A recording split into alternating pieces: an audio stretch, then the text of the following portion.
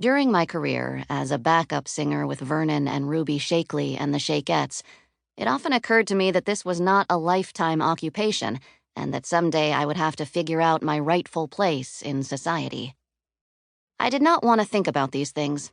I wanted to get out on stage and dance. The Shakeleys thought it was cool to hire a white Shakette every once in a while, and for a while, I was it.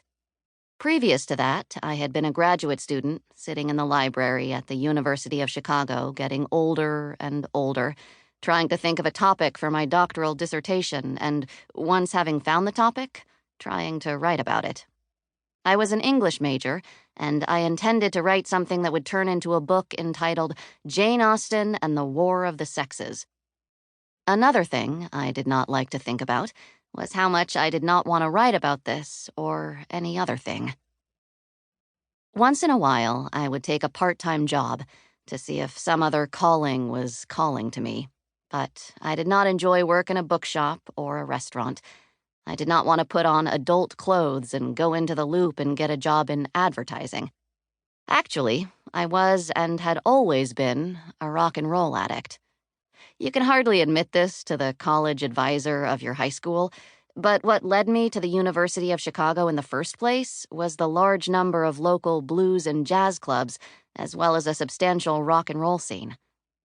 I spent my undergraduate years in and out of these clubs, and in the privacy of my room, I practiced routines in front of the mirror. At the drop of a hat, I could have stood in for a chiffon, Cherelle, or Marvelette, and I could do a fine imitation of Brenda and the Tabulations. It is painful to think about those days. It is like yearning for a lover you will never see again, and to whom you never got to say goodbye. Everyone was either startled or horrified when I decided on this line of work. Wasn't I supposed to spend the golden years of my youth in Regenstein Library like the rest of my friends? To be a Shakette had, in fact, been the burning desire of my heart since puberty, but I had shared this secret with only one person in the world, my college roommate, Mary Abbott. She was a sober, contemplative person, a Catholic from Connecticut who leaned more toward Jerry the Iceman Butler and Jackie Lonely Teardrops Wilson.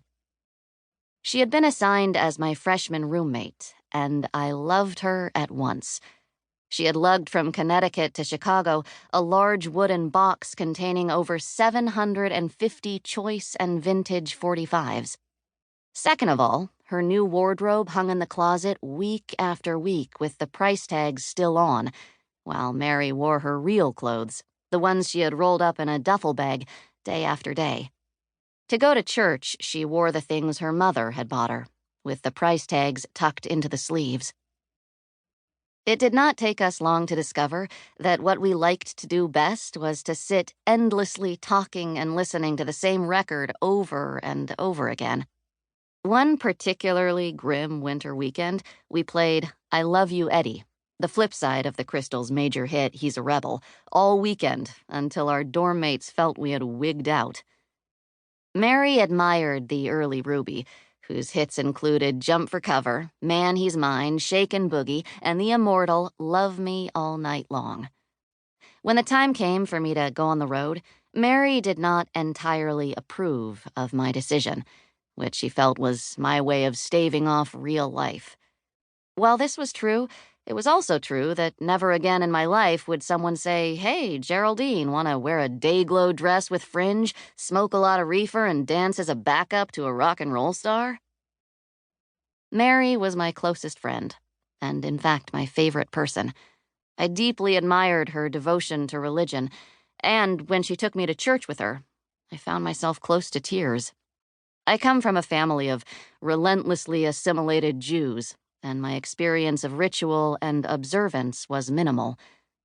It was Mary who dragged me to ecumenical meetings at Friendship House in which Christians and Jews discussed their similarities. How I wished I had it in me to believe.